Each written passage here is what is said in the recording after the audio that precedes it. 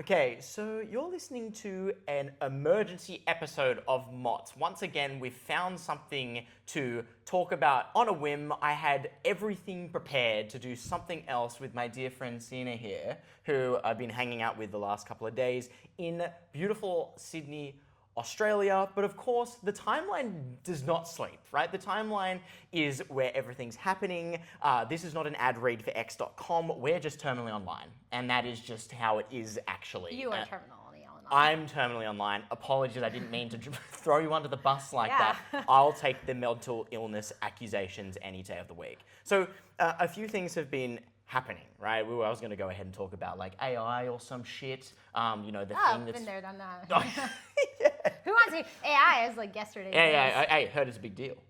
Heard AI is kind of a big deal, actually. Have you heard about this thing? ChatGPT? ChatGPT. Yeah. Boris Johnson? We got the OpenAI hat right there. I don't know. I assume it's in. I assume it's in the shot. Well, it is now because you're literally holding it. But I mean, you know, I'm not sponsored by OpenAI, but whatever. I mean, let's go technology or some shit. Anyway, you're already getting totally sidetracked. A few things I wanted to address. The first one, of course, that is one of the current things that is happening. You know, MOTS is this is the first MOTS foreign policy episode. So of course, we took over Venezuela overnight. So we were monitoring the situation last night. Yeah. We're not going to dive too deep into that because you know, this is niche San Francisco technology culture. This is not niche LATAM technology dictatorship culture or something. But this was like a kidnapping. Oh, I forgot. I wonder if they're into that. Like maybe they're just one of those couples that like that. Oh, true. Of course, yes. And then they'll flown out on like a nice airplane. Kidnap me, put me on like a really nice high tech like military chopper. Like. So what you're saying is that they were asking for it. I think so. Okay. I mean, look at how provocatively he would dress. Like he was asking for it. Of course, yeah, the quarter zip on. Yeah. I'll like overlay this as well as we're diving deeper into this, you know, foreign policy. You know, Marco Rubio is now going to be running Venezuela. So yet another win for the U.S. hegemony. Yeah. Let's go, United States. You know, and so like that was happening, and we were monitoring the situation. We had a nice dinner, and we decided to like right here, just on our phones. Like on the floor, silence, right? Like the entire apartment just silent. Like Jade and I are just like. Yeah, that's what we were doing. We were like non-verbal monitoring the situation. That's right. I mean, what I wouldn't give. Like this is like how these things work. That's what it's like. People think monitoring the situation is such a sexy thing, but like it's hard work. It's hard work to. Yeah, I had to prepare bangers for whether it be World War III or whether we would simply just win in 2 hours, which is what happened anyway. Yeah, it's like, are you funny? Like, how funny are you? Like, are you going into the whole drug thing? Are you talking about how it's like, you know, fighting a proxy war against China? Like, the rabbit holes are just so deep. Of course. You know, the isolationists coming out in full force. Obviously, the interventionists. You know, I saw one take where it was like, "Oh, I'm really glad that this administration is doing what I voted for Hillary for." You know, it's like it's like no, we're interventionists now. I digress. Like, we needed to cover the monitoring because I think it is imperative in the niche San Francisco technology culture that we monitor the situation. Those in San Francisco were monitoring the situation. We're neurotic like that. But what I also, and what I mainly wanted to address, and this is what we'll talk about here, just totally off the cuff. Again, this is an emergency episode. There was no prep that went into this. But I made the New York Times. MOTS wins again, right? Members of technical staff, this is the kind of analysis that you actually get on members of technical staff. But MOTS won again. MOTS made the New York Times. I'm just ticking off the mainstream publications that seem to find my tweets and find my little mental illness that we have going on here. Sina's actually not read this yet. Of course, I have. And, you know, it would have been cool if they didn't do like a whole foreign policy thing overnight, and like this could have been the current thing, but you know, we'll try and make it anyway. There's many current things. We'll just roll with it. As always. But basically, article written by my good friend Jasmine Sun, and I spent a bit of time with her talking about this and sort of, you know, well, I mean, New York Times actually labeled me as the peptide skeptic. Which you will find out because we'll actually go through a bit of the article here. Yeah. But we are kind of, I think we're relatively aligned actually on the peptide thing. Let's see. Oh yeah. Well, So I know what the New York Times is see, saying about yeah, you. We'll see. Yeah, we'll see if we're still friends after this. So see how furiously we agree. And so basically, the article actually starts out. So it says Jaden Clark first heard about Chinese peptides at his 4th of July party this past year. So and I think like the cool thing that the New York Times did here and what Jasmine did here is attribution, right? Attribution to the posters. Right? Because as far as I'm aware, and I'm standing on my high horse here, I'm tooting my own horn, as far as I'm aware, I would like to think that I perpetuated the Chinese in Chinese peptides, right? From July-ish. Again, we can do a simple Twitter search, maybe I'm fucking wrong. Well, it is notable that the article starts with your first and last name. My government name. Yeah. Not the first article to do this, by the way. Oh, no, I mean, the first article to start off, there was a New Yorker article about the permanent underclass that also used my government name. Because, you haven't escaped yet, yeah. That's correct, actually. That's why I'm podcasting, is they're actually trying to escape the permanent underclass. Last-ditch attempt to... board the spaceship out. I was like, I'm not technical enough. Let me start like a parody podcast of me pretending to be technical in order to escape the permanent underclass. Or like in this case, tweet incriminating things in order to escape the permanent underclass. Who are you incriminating? Myself. Yes, myself. So we'll see. We'll see how this article turns out. Basically. When it comes to the peptide thing, the Chinese peptide thing, and the article references here, but my first tweet on it was, something I've learned over this long weekend in SF is that elites all have a Chinese peptide dealer. And so obviously the article reads, Mr. Clark, who hosts a podcast on tech culture, so let's fucking go, MOTS makes the New York Times, posted on X, the term Chinese peptides quickly became a meme. So attributing me. Right? The posters in control. I think the New York Times is always right. Yes. So there's no doubt now who first brought up that term. That's right, and of course now we're talking about it on a podcast, and so if it's actually been said on a podcast, it makes it double right. Yeah, I think there is now enough sources on the internet that attest to this being true. Of course. This is how media works. Exactly. Enough of me just totally, tooting my own horn. Of course, the reason Jasmine even decided to talk about it in the first place is because it's a real thing that is happening, right? It's a real thing that is happening in the Bay Area. Of course, you're living in Sydney now, but you spent a bunch of time in the Bay Area, right? Yeah, I go back and forth too. Yeah, and you still go back and forth. Dip my toes in, get my peptides, fly back out. Ah, yes. Everyone has a Chinese peptide dealer. Exactly. And of course, my whole thing, I know my whole thing with it, and I spoke to Jasmine a little bit about this, but, it's hard for me to, I was very careful to not, try and come across as a source of truth, because I'm literally just a gym bro that have seen a bunch of shit, and my general take on all of this is that when it comes to steroids, when it comes to SARMs, or selective androgen receptor modulators, when it comes to peptides, my general take is that most of this stuff is, or most if not all of this stuff tends to be zero-sum, in that it doesn't come without side effects. Do you have, what do you think about this as somebody who is building a health tech startup, Eureka? Yeah. And feel free to plug it, by the way. We unapologetically plug our shit here, right? This is good. Check out Eureka. No, but I think, as with everything, stop me if you don't want this, but we leave it on. Everything, I think there's nuance. Yes. I ran an endocrinology clinic for a little bit, and obviously, the sort of most popular peptides are maybe GLP-1s, or the next gen, I guess GLP-2s, like Mounjaro and those ones, and everyone on X is now talking about Retta. Yep. But I think, peptides as a very miniature protein, short amino acid chain, have been around for a while. Of course, creatine's a peptide, right? Insulin is. So I would say that if you're a type 1 diabetic, insulin is not. Is not, what did you say, zero sum? Yes. What did you call it? Totally. So it depends, right? But obviously, as you go to the limits of everything, people start abusing drugs, and people have been abusing drugs, right? Adderall is a good example too. Adderall is very useful for certain groups of people, but then if you are working in a high demanding job, and you slam Adderall every single day, I'd be concerned, because there'll be side effects. Yep. And you will notice these side effects. Totally. But, I think too that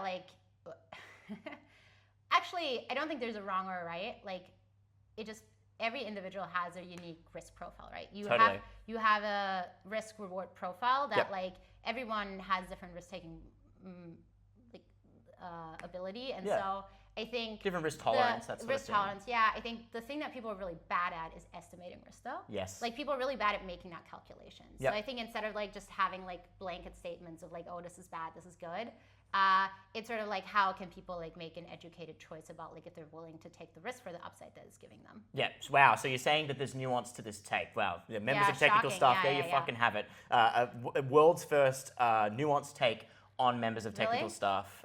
Well, likely. I mean, Yeah. it's certainly not going to come from me. I do think I should. I do think I should clarify. I should clarify it because, like, I feel like so. I was also in the San Francisco Standard on this same topic. And Like, are you just name dropping all the publications? that's right, correct. Yeah. You know, this is like, you know, get yourself a podcast to just talk your book. Right? What really Jaden is trying to do is just ingrain himself so deeply into American culture that like people start thinking of him as American. There's the That's like Australian end deep goal. state. That's the, yeah. The Australian That's the deep end state. Yeah. The superpower guys Maybe- have talked about this. Yeah, maybe sometime you can run for president. Who Yeah. knows? It's like, I'll get the rules changed for that, actually. Yeah. No, I think You're working on that. Yeah, who is building this, actually? No, I think I think where I was going with this is that whenever I'm caught talking about this in mainstream publications, I think a lot of the time, I'm definitely a skeptic, but I think I should always clarify, and obviously it's better for the publications to actually not clarify what I actually think about this, and that is that I am a skeptic for otherwise healthy people. Like I'm like a true believer when it comes to like Ozempic for those that are overweight, or like No, it's mind blowing. insulin, or you know, like these sorts of things in which like even something like a Retta, right, in which the common side effect of something like retatrutide is like a higher resting heart rate. And if you're healthy, that's bad, right? Like it's like I would argue that it's bad to have a higher resting heart rate if you otherwise don't need to. Whereas for like if you're overweight, your heart rate's probably your resting heart rate's going to go down as you lose weight anyway.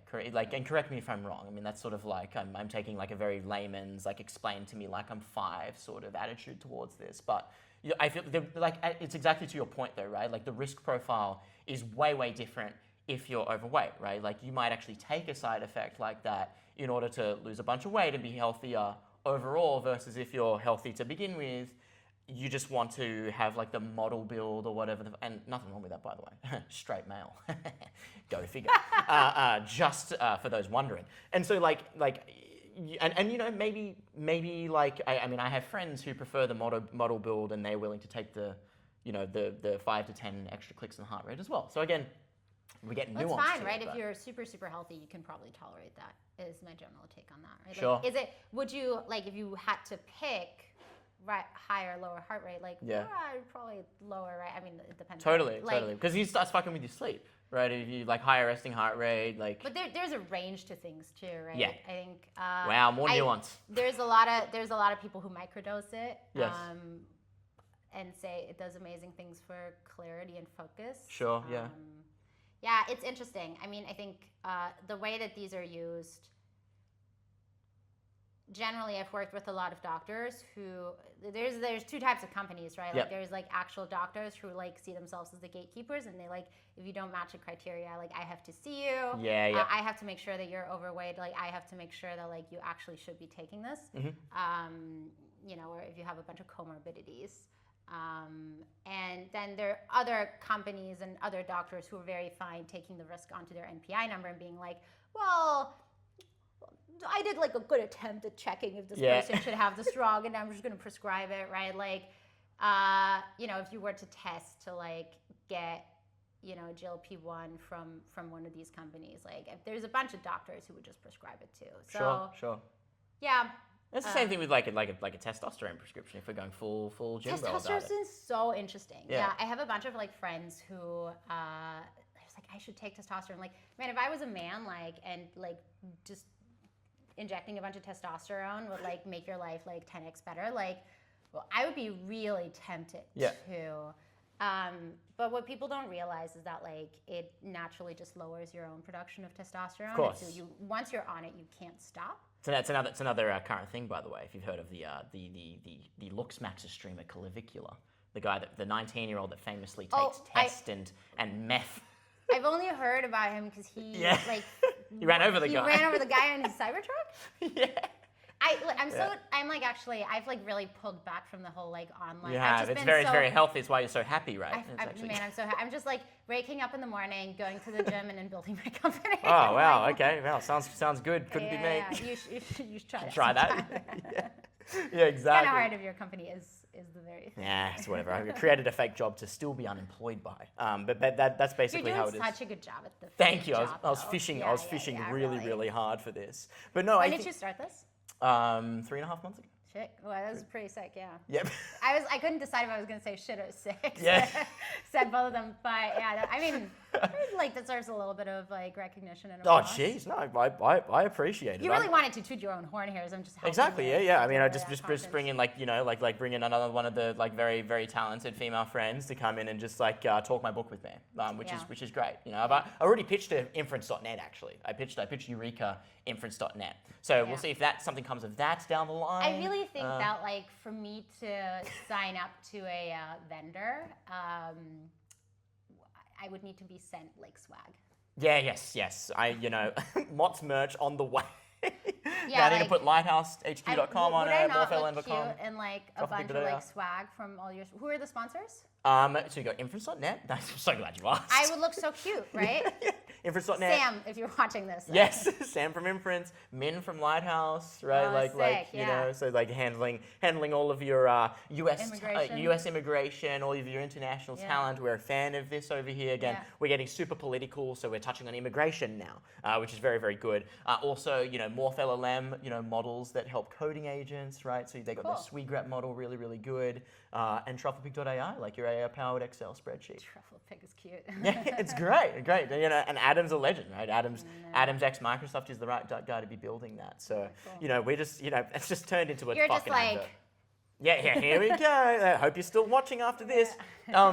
But basically, yeah. So I mean, obviously, like we're getting kind of nuanced about the peptide thing, and of course, like I think I wanted to really. Like fuck, we're getting nuanced. We got to go back to the polarizing takes. I need to clarify all my points. Damn it. Back to skepticism. Yeah. Back to me being skeptical, because of course and like the cool thing about the New York Times is they've labeled me as a peptide skeptic. They got the headshot. Turn around. Oh. They put a whole headshot. I mean, I'll overlay this, but I think it's kind of fun to like have the. Like the live headshot reading. You're looking like into the distance, like this was in my studio. Far off future. Yeah, it was in my studio apartment. It's like the only time of day in which I got an even like a smidgen of light. Does this do well on your Hinge or no? I don't have Hinge. I don't use apps. You don't have Hinge? No. I think it's like well publicized that I don't use apps at this point, but Sorry, I didn't know. Yeah, it's okay. People are finding more about me every single day. But where I was going with this is that like I think. And this is my pet peeve with a lot of like the prediction markets. It was actually my pet peeve with Robinhood when it came out as well. Is that these are the sorts of things. It's super like anti-libertarian, like very like might even be considered like big government, like not even actually letting people make their own decisions. But when it comes to these sorts of things, I'm just like. I just think people don't like kind of like what you said, right? It's like people have different abilities of assessing risk. And this comes to prediction markets. This comes to retail investing. And I especially think this comes to like injecting fucking research chemicals. And I think the people who do it in Silicon Valley, they actually are really good at assessing risk. That's what they do for a living. Like these people that run companies and who are proponents of them, a lot of friends of mine, like a lot of close friends of mine are proponents of them. And why I might like disagree on how they're kind of going about either marketing them or like talking about them overtly, like I recognize that they are very good at risk management and they're very good, like they're just very smart. And so, maybe I'm just secretly fucking elitist. But I just think like, I don't know. I think I like being more careful with these sorts of things. Same thing with investing, like my stint at a hedge fund, it's like I barely touch public markets anymore, just because I realize that it's like a losing game. Have you ever like doped, like taken steroids or something like that? Never actually, never. This is just You're gonna accuse natural. me? She's okay. I've gotten over the gay allegations, but the steroid accusations have started. Hey, I'll take it. These are good things. These are good things. Like if you're a natural lifter, you want to be accused of being. I mean, I imagine that you have had gym friends who've doped. Of course. And, like, Yeah.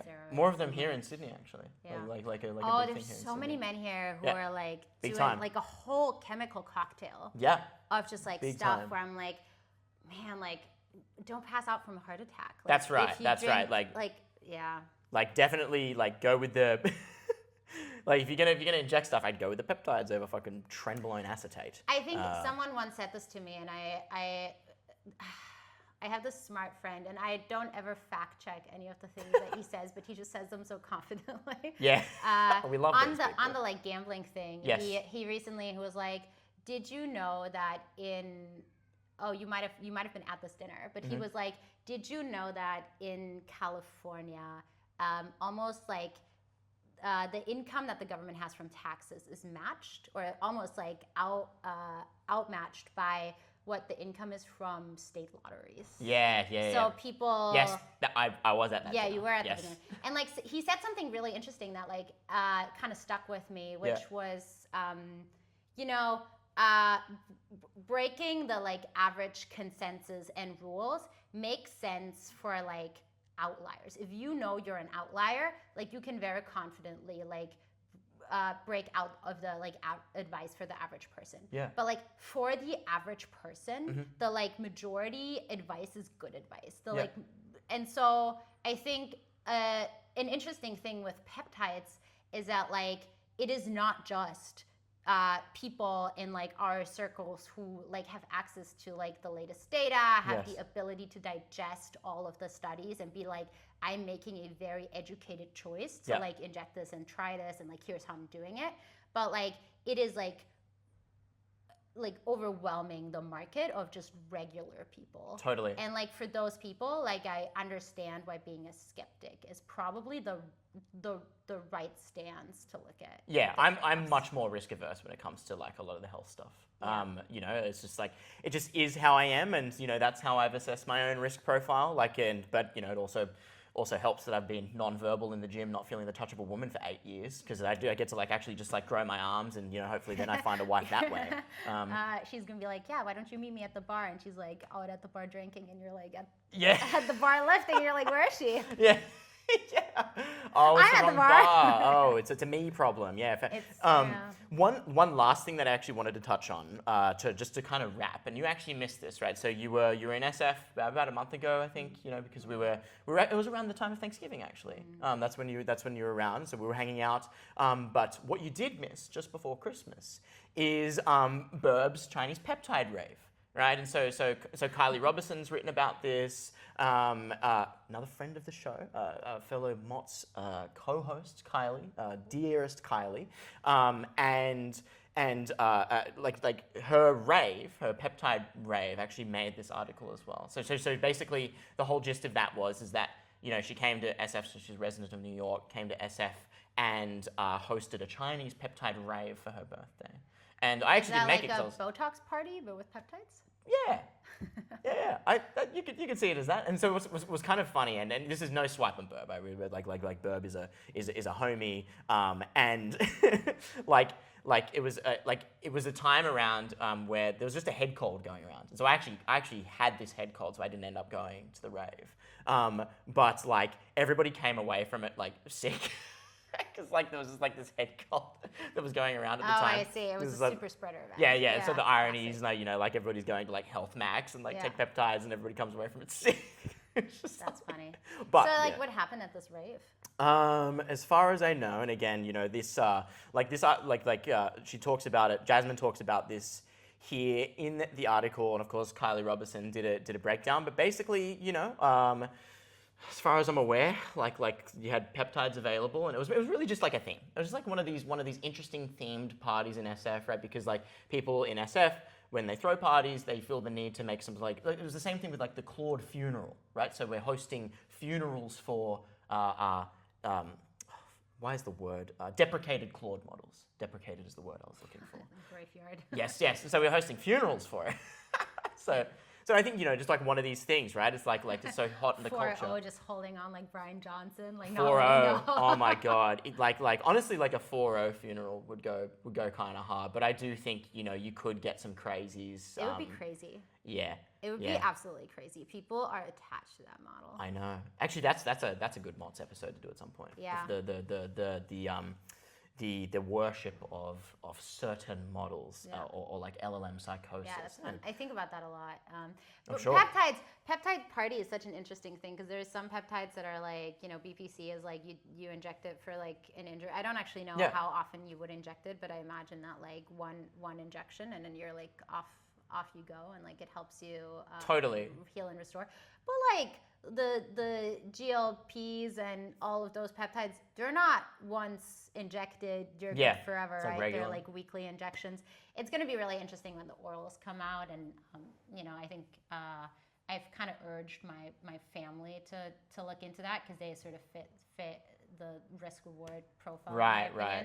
And my dad is just very against needles, and and it feels too much of a serious thing. Totally. But it'll feel even less serious once it's an oral. Yeah. So then you're like, oh, interesting. Like it's going to be easier for people to take it, but like lowering that barrier to taking it is also going to lead to something. Then also, when it comes to those sorts of things, would you worry about liver toxicity? Because obviously, like the reason why you would inject steroids versus consuming it orally is actually like a lot of the time it's liver toxicity, right? Like, would you be concerned about something like that when it comes to peptides? I mean, it depends, right? But like, I the first place I would probably go is just kind of look at the phase 4 studies and. So you're saying like read the data, make your own decisions, be nuanced. I mean, yeah, there's like. If you take, there you have it, folks. If you take Adderall every single day, like that's not even great for your kidneys. It's terrible. So also liver toxic, right? Yeah, and so I think this is not a new thing. Like this has been, drugs have side effects. Yeah. This is just how things are. Very few things don't have side effects. Totally. This is with just life generally. Like if you work 70 hours a week, like there's going to be things that you won't be able to do. That has side effects. Like be aware of the fact that if you don't hang out with friends, like that's a big part of like longevity and like I think too the time frame is really interesting. Is like, are you doing something for a short period of time? Like, are you hoping that the technology's like step function change gonna improve? And you're like, well, if I'm on a GLP-1 for like 3-4 years and then I'm gonna switch to the next one and the next one, and like you just have this belief that like, and I actually do have this belief that like things are getting better, right? Like then like you might feel comfortable taking that risk because now you have like a time factor on the risk reward. Like for example, I have genetically elevated lipoprotein A. Get this checked, by the way. Everyone should get a lipoprotein A test to just kind of see. It's like an additional risk factor on top of like cardiovascular disease. It's like in addition, just like you eating super badly, like this raises your risk for cardiac events and such. And so you should just know what your risk profile is. So get that test. So I have that. My mom has it like super heavily. I was like, should I start a statin? I'm so young. I don't want to start a statin. I'm otherwise like super healthy. But there are drugs coming out for lipoprotein A. So my calculation in my head is like, I might get a calcium scan to just kind of see if I'm expecting it to be 0, to see if there's any like plaque in my arteries. If there's not, like I have a healthy enough base that I can take the risk to be living with like elevated cholesterol for the next 4 years until maybe until the drugs for lipoprotein come out. Because there is currently like not really that good of a drug. So like you have to like sort of, that there's more data that goes into this like whole calculation. But overall, I'm very excited by the weight loss drugs. I think overall it's gonna be better for America with them than without them. Totally. And when that drug for you eventually does come out, you can actually host a party in San Francisco with it as a theme. Yeah. Have you ever thought about that? Or the LPA? Yeah. Lipoprotein, LP little a. Yeah, we need to be celebrating these things and like having themed parties in San Francisco where everybody can try it, even if they don't need it. 100%, yeah. Come find me at the next peptide party. Of course. That's absolutely. Totally my brand, yeah. Yeah. Experimental if everything. If you're skinny, you won't get in. Only fat people can. Yeah. Well, I did make a prediction on the timeline that 2026 is actually going to be the return of the fat guys. So like Mark Benioff, of course, like they're actually, Mark Benioff could not sell Salesforce if he was skinny. That's my take. No evidence behind that. Literally just totally vibes based. But that's what we're here to do. Is make vibes based predictions. No, that's a bad prediction. Oh, I mean, like I'm not going to become fat. Don't get me wrong. I'm just thinking that. You've never been fat. Jaden earlier, I was like, "Do you have abs?" He's like, "Yeah." I'm like, "Let's see them." Like, lifts his shirt. Like, oh wow. He has an 8-pack, guys. You haven't seen this. Oh, everyone like focuses on his arms. The man has an 8-pack, but like he's like, I'm like, "Oh my god, you have abs." I'm like, "Oh my god." Jaden just very casually, he's like, "Yeah, like I'm at 9% body fat." What do you mean? Of course I have abs. I'm like, what? Wow. I mean, like I won't cut this, but 9% body fat. You know how crazy that is? Oh, I mean, that's very low. Like it's also like hard to maintain. Yeah. What do you do? What do I do? Not to turn this into like a lifestyle episode. Well, I mean, I started it out with a New York Times article where I'm the first fucking 2 words. So I mean, may as well make it about me again. You've been on the GLP-1s, right? You've all your life. That's why. Yeah, I was like the guinea pig they for tested on Ozempic, you. when I was like 6 and distance running. Yeah, no. Basically, I've never taken peptides in my life. Like, I've never taken steroids, those sorts of things. I think it's just like, grew up a distance runner and. Always was like very, very lean. Just grew up surfing, doing like every sport under the sun. Oh, you were a skinny kid and then you put on. I was very, very skinny. Maybe I could do like a before. Oh, at some point in time, I'll do it before. There's like a picture of me when I was like 15, and like from I definitely had a good base, like a very, very good genetic base. So we take those wins. Take the God given. I mean, I didn't fucking get the height win, so fuck, I gotta get something. Like I'm fucking 5'7". can't do shit with that. So yeah, I gotta take the little wins. But no, I appreciate you gassing me up. Fucking wins. I know. Yeah, little wins for a little guy. It is what it is. But yeah, what? Yeah. Hey, I'm saying a little bit of a pained laugh there. Yeah, I know. Well, I mean, yeah, like I said, you can't win them all. So gotta take what I can get. I'll take the delts and the arms and shit. I don't know the data on this, but there's not that many girls over 5'7", so I think you're good. Kind of safe. Yeah. Hopefully, 6'5" blue eyes in finance eventually turns into like 5'7" blue eyes in niche San Francisco technology culture podcast. As long as you have the trust fund, you're good. Fuck. Don't forget about that last part. Oh, okay. That's a lot of heavy lifting. Well, I'm screwed. Another 8 years non-verbal, no women. It'll be great. But I think that's a really, really good time to wrap up. Do you want to make any other plug for your startup? I mean, you're building cool stuff. I mean, as is like all the MOTS co-hosts. Like, I'm building MOTS Mafia. So it's like PayPal Mafia, Stripe Mafia. The idea is that anybody that comes on MOTS is just going to be ultra successful. And I want you to have my blessing as like the unemployed guy in San Francisco. Yeah, thank you. Wherever people can find you. We're working on a little bit of a new spin on what we've done at Eureka Forever. So if you want to beta test like health plans and like actually like I'm going to be doing this, by the way. Yeah, we're going to get him healthy. Maybe we'll get him jacked too. Yeah. If you want to reach your goals in 2026 and you want me to make you a health plan and then help you stick to it, we're opening a couple of spots. There are a couple more left. Yeah. So I don't know, comment down below. Yeah. Like, subscribe. Comment down below. Yeah. Tag us if you want to join. Yeah, hit the bell button. Hopefully overlays and shit. Yeah, no, I'm gonna try it because I pinched a nerve doing heavy back squats actually probably a few months ago. And like obviously like with my thing, I'm always just like, do whatever doesn't hurt sort of thing. But I recognize that there needs to be like some sort of rehab routine. So I'm gonna try out Eureka for that sort of thing. Cool. I think it'd be cool. Sounds good. Cool. Well, it's a perfect place to wrap up. You've been listening to another emergency episode of Members of Technical Stuff. Always fucking chaos, but we wouldn't have it any other way. Completely just in the moment, reacting to the timeline, and then, talking about some health and wellness stuff that, hopefully, MOTS doesn't land its first defamation suit or some shit. But yeah, we'll see you again on the timeline real soon.